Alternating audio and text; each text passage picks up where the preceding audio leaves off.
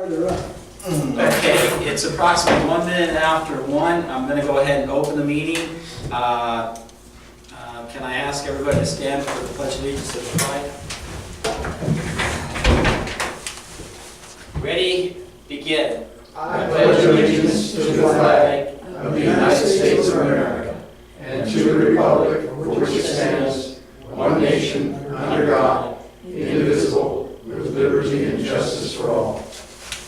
And we have one board member missing today, so, but we still have a quorum, so we'll be fine.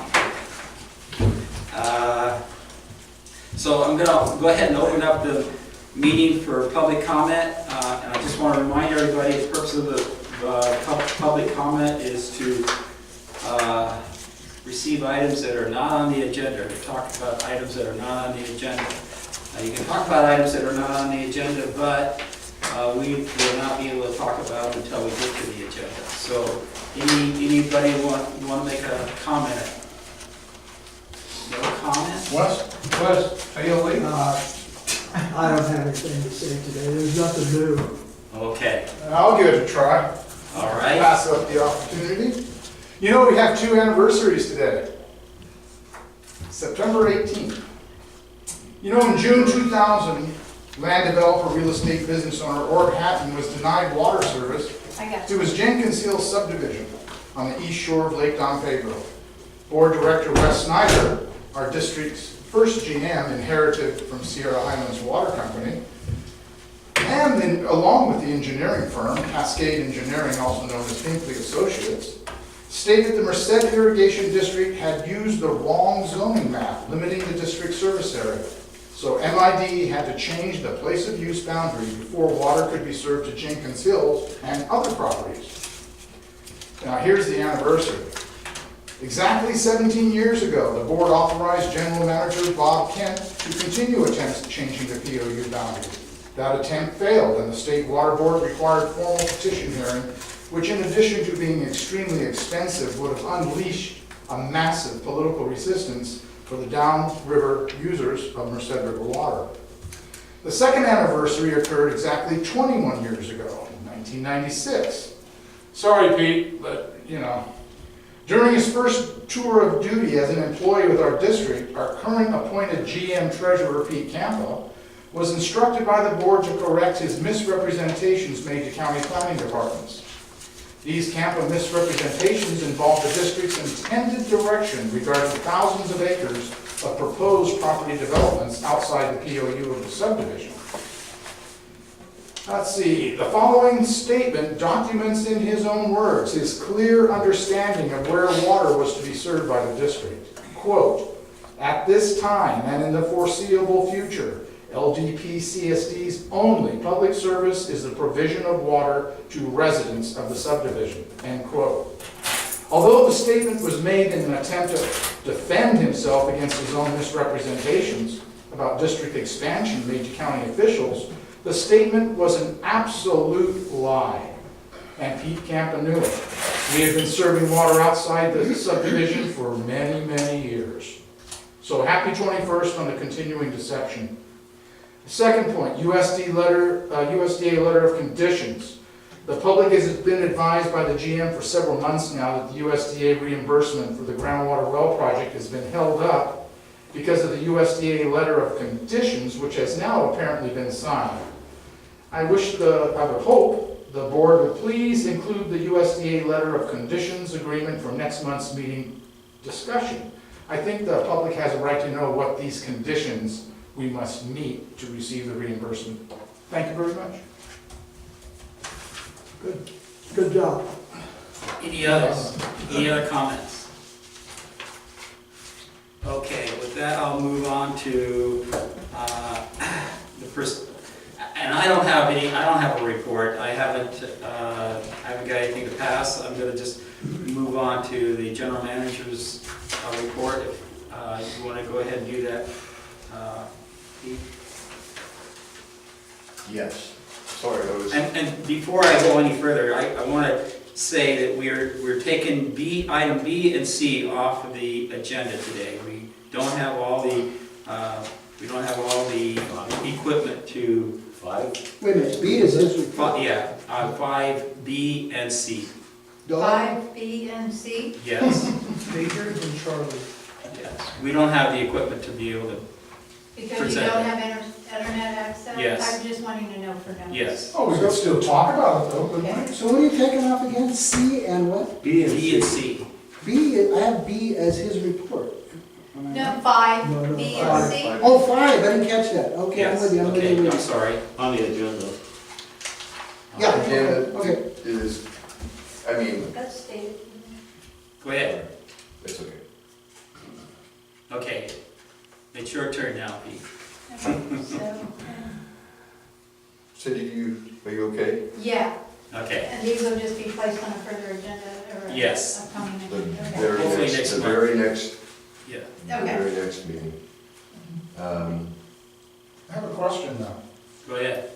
This agenda was put out, I studied it, I did some research, why can't we not discuss aspects of it even if the presentation isn't here?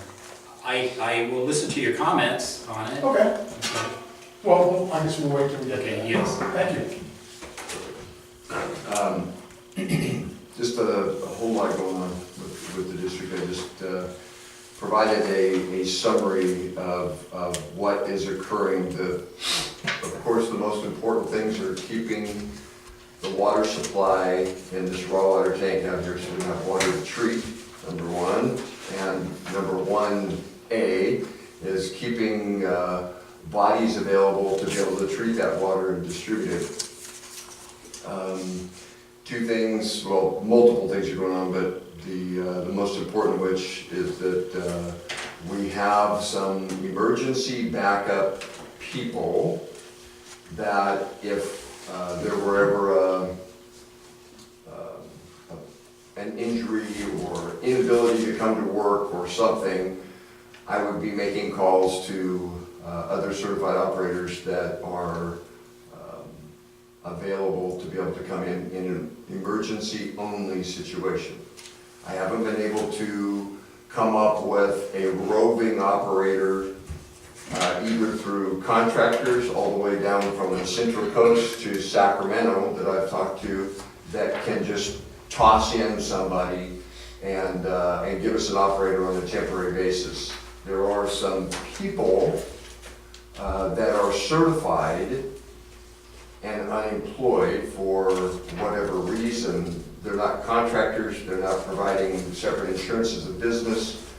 We would have to bring them in as an employee, and I would have to treat them as an employee and go through certain steps. So there's kind of this big quagmire of information or steps to go through to make this happen. So we got the state reports are being completed by Brenda Selden, who's was the water manager with UD that maintains her certification program. Is any board action required to help you have temporary people if you need? No, I'm just gonna do it. I mean, if I've Yeah. got that, I don't know what to tell you. I mean, there's nothing we can do I to don't help know you. what decision I would ask you to make right now. So there's nothing we can do to help you? No. Okay. If there was, let's just put it this way, we get through, we sent out 2,100 notices of the operations manager position to the certified operators from Tulare County to Sacramento County, from the top of the Sierra to the coastal range. And that plus advertised in the newspaper for 3 weeks, and we got 12 applications. And there are some qualified people in that group. Now we will be doing interviews the first week of October. The board action would come if we had the right candidate and there was no way to secure that candidate within the salary range. Can't guess that that's going to occur at this point. I am looking at the salary range of some of the people that have had that have applied, and they are being paid more, so I question what they're doing, you know. So anyway, at this point, I don't have any action to take. We're paying on an hourly basis for Brenda to do the reports. She's available if there's a problem for call his wife from TUD, Don's the operations manager there, has said if there's an issue, give them a call and they'll come over and help out with it. We've got the Nearich construction crew that's doing leaks and responses in that way, and they're still on call. They've had some equipment malfunctions, they've had some stolen equipment, they've had some stolen tools, not from here, but from their area. So they're a little bit backed up right now, but we'll be back on the job as of this afternoon. So another related component is meeting with the contractors that operate these systems, just to understand how it all works.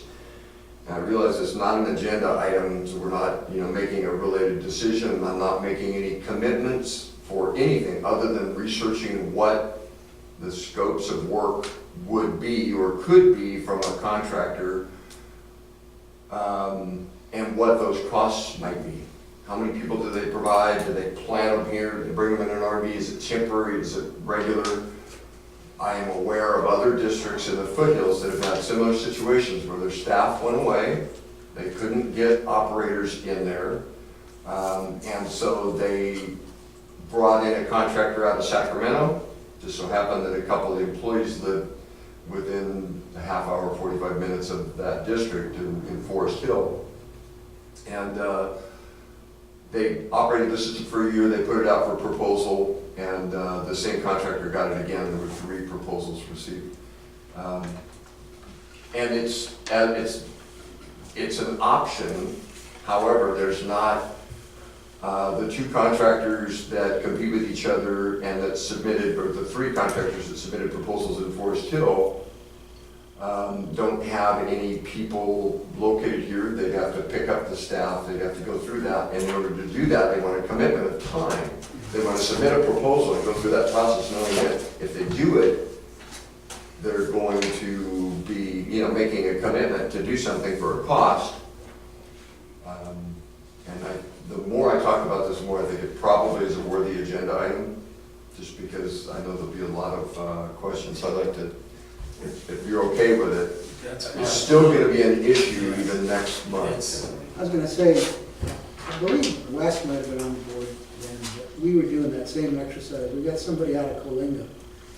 I don't remember if it was the general manager, if we were trying to get operated. We weren't as bad as you are right now. But in the end, they said, no, you guys are too far away. It's just, they didn't want to do it. And we only got one. We were calling all over the place to try to find an operator like that. And we're remote, they say it's not worth it. In this situation, it would be, I'm pretty sure 2 or 3 employees. It would be bodies that would fill a regular, they would operate it under contract. Now it's a model that I've seen before. Manager, operations manager, it shows up in the morning, meets with the contractor, talks about all the operations, gets the service orders, goes out. Contractor does everything from read meters to fix leaks to if they've got electrical, they bring in an electrician. Whatever it takes to keep the system going. I think it would be wise for us to go ahead. That doesn't fall under prevailing wage, though, does it? If they're doing, they're submitting a proposal, and I don't know if that's considered construction or not. It's maintenance, but we would need a determination. But it would change things like long-term accrual of medical benefit, because you wouldn't, Yes. it wouldn't be employees. Yeah, the thing is, Employer operation. we're in a situation where we've got 1 employee left, in reality. We've got others on the books, or another, but we just, we need to just know what the options are. This is really a scary situation. We have never been in this bad of a position, in all the years that I've been here and all these other guys that are out here. We've always had some guys, I can get interns all day long that have never operated a treatment plant. Out of Columbia College, they'll bring a class up here, but these people have not had the experience, Jose has not had the experience to be able to train a full crew, on on stuff. And so anyway, it's a difficult situation, and it's, unfortunately, it's not of our doing, but it tells us what we gotta be prepared for that. So, yes, so it's gonna be on the agenda for the next. Yes. Yes, Yeah. okay. Ongoing.